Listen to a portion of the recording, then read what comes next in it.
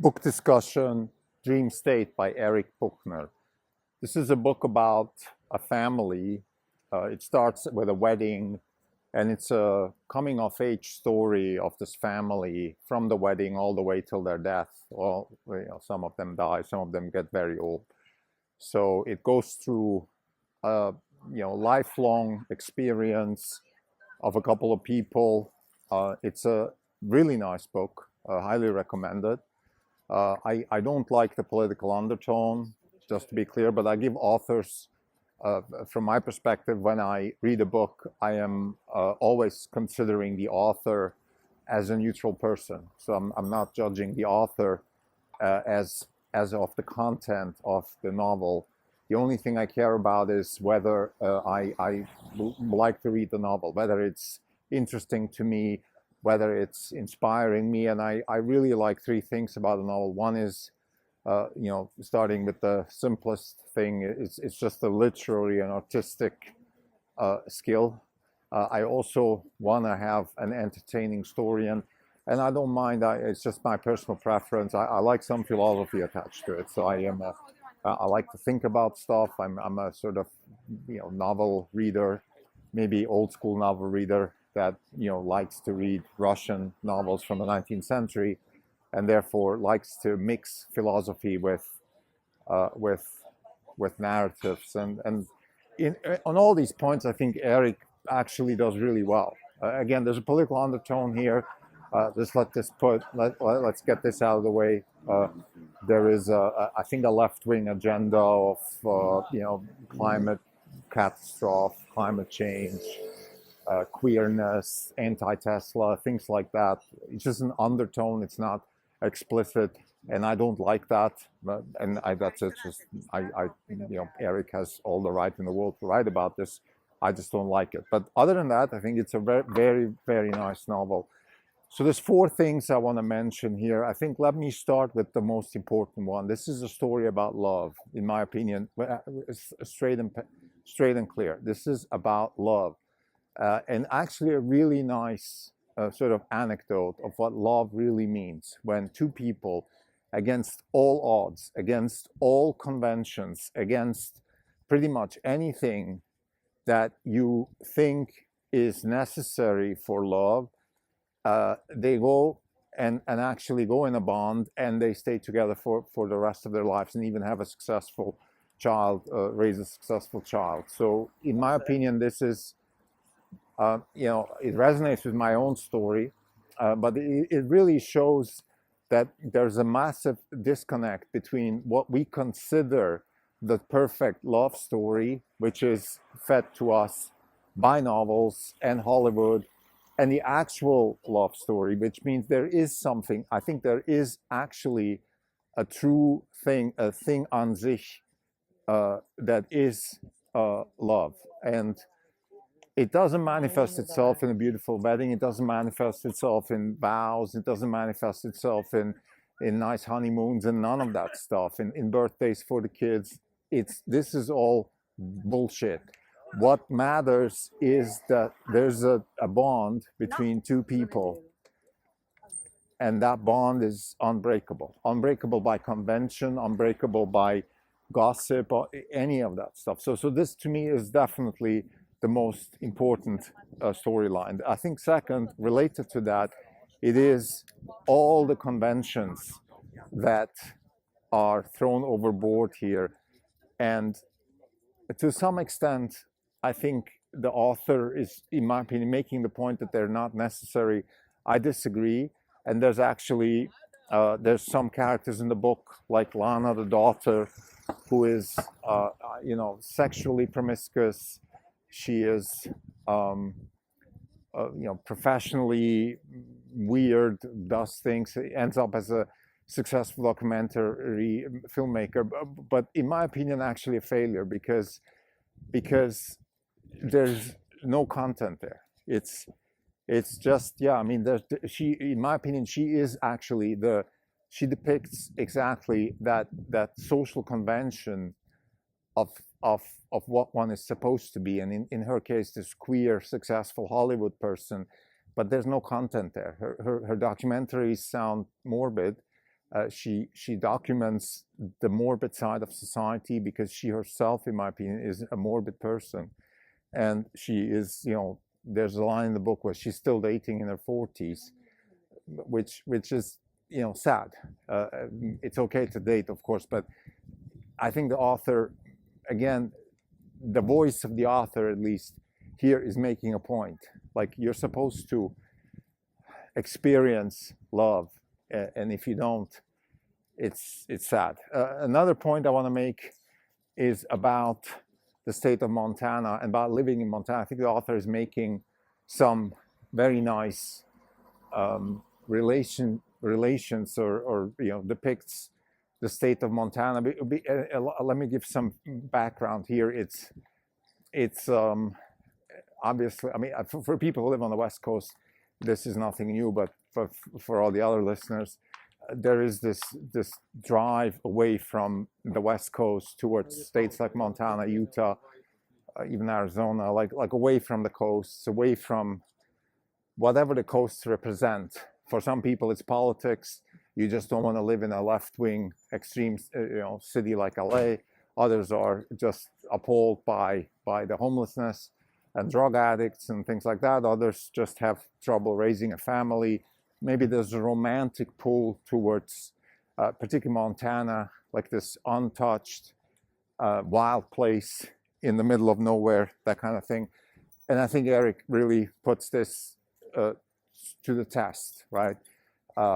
Because this is actually what happens in the novel. People, Cece, one of the main characters of the novel, actually goes from LA to Montana and lives there, and she's frustrated for most of the time because she misses the restaurants, she misses the culture, and nevertheless still loves the place. And there's some beautiful lines in the book where it's, yeah, you don't have all these fancy urban things in Montana, but you have the rain and the wind and the lakes and the bears, and they're uncompromising, true, real, and that's what you really look for. So I think the author does a really good job in the acknowledgement section of the book. He actually talks about having spent decades visiting Montana and enjoying Northwest Montana, the Glacier National Park and things like that, and I think that comes across. I think that it's one of those books that somebody wrote about nature, not just as an author, but as a real internalized experience maker. Like, he has had that experience for real, and it's beautiful to read that. I think I can resonate with it because I feel very similar. I'm in a very similar situation. I've lived in urban coastal towns. I grew up in Switzerland, lived in Zurich, which is, you know, one of the maybe most sophisticated urban places in Europe, at least small towns. Maybe it's not Paris and London, but it's definitely very advanced. There's lots of, you know, culture there, lots of, you know, fancy restaurants. There's also the bad stuff, the homelessness, the drug addicts and all that. But anyway, my point is this: I've lived all my life there, and then later on the coasts in the US, New York and San Francisco. Now I live in a suburb in Silicon Valley, and I enjoy all these really hardcore nature things: the hikes, the winds, the surf, the ocean, the mountains. That's what attracts me, and that's what I resonate with. And very similar. I think this is a very similar narrative in this novel. Lastly, just want to make a few points about the artistic side of the book, the literary side. I think the author does a really good job in moving back and forth in time. He's also he's a good narrator. It's just a really well told story. It's not very deep, so you don't need to think around the corner here. You don't have to do mind yoga or anything like that. So in that sense, actually, very, very much appreciated. So let me now talk about all these things a little bit more deeper. Let me start with what do I mean? But this is a story about love. So we have two people who come together in the most unconventional circumstance you could think of. And I don't want to give too much away from the plot, but let's just say it's a woman is supposed to get married and then she ends up with another man, something like that. And that's, really crazy. I mean, if you think about just this situation and imagine how that must feel for the people involved. And there's other things also here involved. The woman is supposedly unhappy living in Montana, but then she ends up living all her life there. So there's this dichotomy between what's what you might think is actually happening sort of on the surface and what's really happening. And I think that's really where love comes to play. I think Eric, I don't know if that was his intention, but in a very artistic, very subtle way, he's telling the story about love in my opinion, one of the better ways I've ever seen. Because, and that's definitely also because I resonate with it. My situation is very similar, actually very, very similar.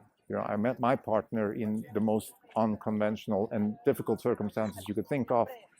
And we've stayed together ever since. We're still together. And we've had lots and lots of barriers to overcome, but we still love each other. And that's, I think there's something about love that you can depict almost sort of in a maybe like a, I don't know, those types of paintings where they show the negatives, or they show the where the light doesn't shine, and then they show the actual real painting from that perspective. It's something like that. That's how I feel about love. And I think getting to the second point, which is all these conventions, all the conventions and all the preconceived truths, whether it's, marriage, birthdays, living in, whether it's living in big, nice urban cities or living in Montana, all these conventions, they are just what they are, exactly that, conventions, and very uninteresting, boring copycats of a culture of nothing. And when what's really resonates with people is not those conventions. Nobody cares about a wedding. What people care about is love. Nobody cares about Los Angeles as a city, but we care about something that the place where we spend most of our time in can give us, and that can be in the city. I'm not against cities, but it's often not. It's often something else. We are natural human beings. We're not, like, having a taco stand is not something that you should be longing for through living somewhere, unless that taco stand resonates with you in other ways. Maybe you met somebody there, maybe you remember somebody, maybe you always meet somebody there, or maybe it's the food and the taste that connects you with the place. But the reason it connects you with the place is because the place has a lot more to give. So in that sense, I think this novel definitely comes across and points out all these these conventions that are pseudo realities that really have no actual meaning. And to the point of Montana and this dream, or this, the name of the novel, Dream State, I think is a very telling name, because it says dream state, right? What is a dream? And dream is something that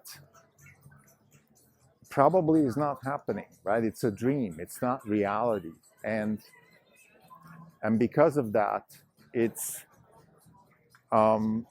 just that. It's a dream.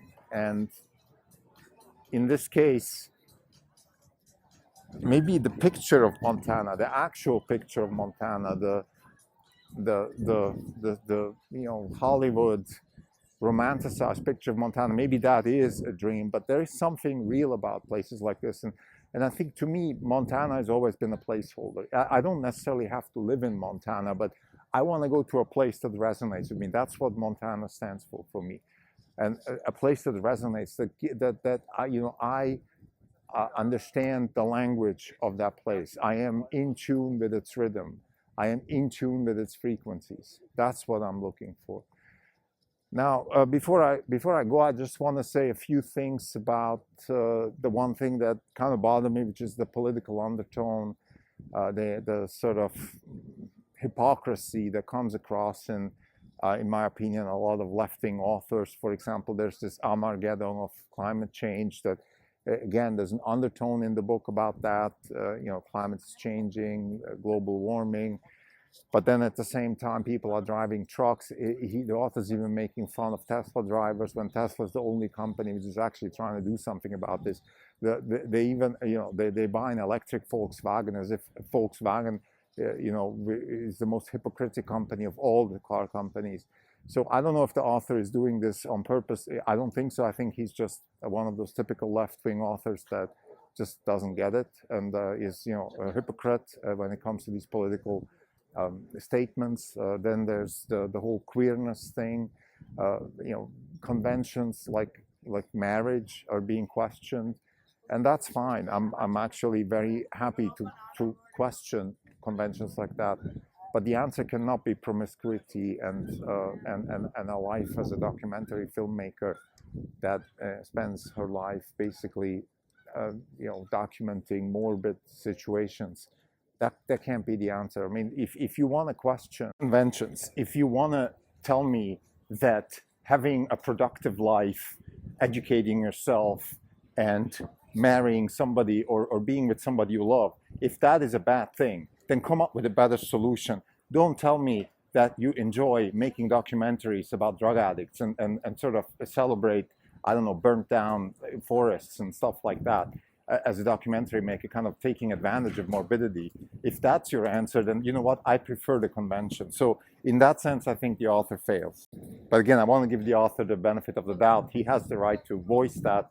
Whether he actually personally believes in that or not is not even relevant. And again, I'm just saying this as a critique in general on the artistic side of things. I'm not a big fan of political statements in novels.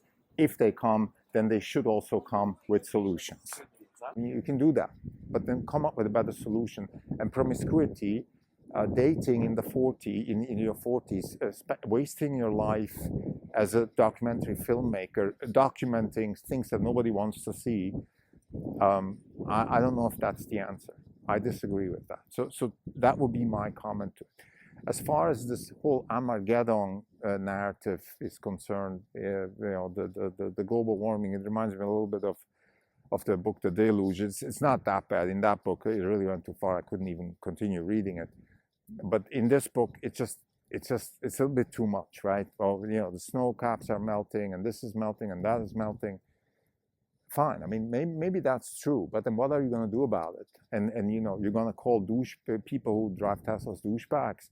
The only company, the only organization that is actively, tens of thousands of people are actively working to decarbonize the economy with transport as a service and things like that, and autonomy and all these kinds of things,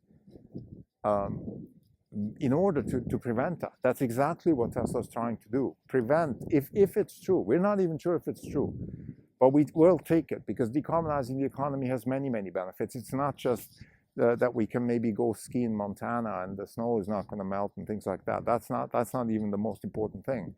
The most important thing is that we're independent of Middle Eastern oil and things like that. That's what really, decarbonize the economy actually means. But to make fun of this company and the people that buy its products, that's not good enough. Like, you can have an issue with Elon Musk, you can have an issue with Tesla as a company, but then come up with real issues. And this reminds me a bit of, again, this is just this conventional left-wing anti-Tesla thing, which has no basis, is morbid and actually very counterproductive.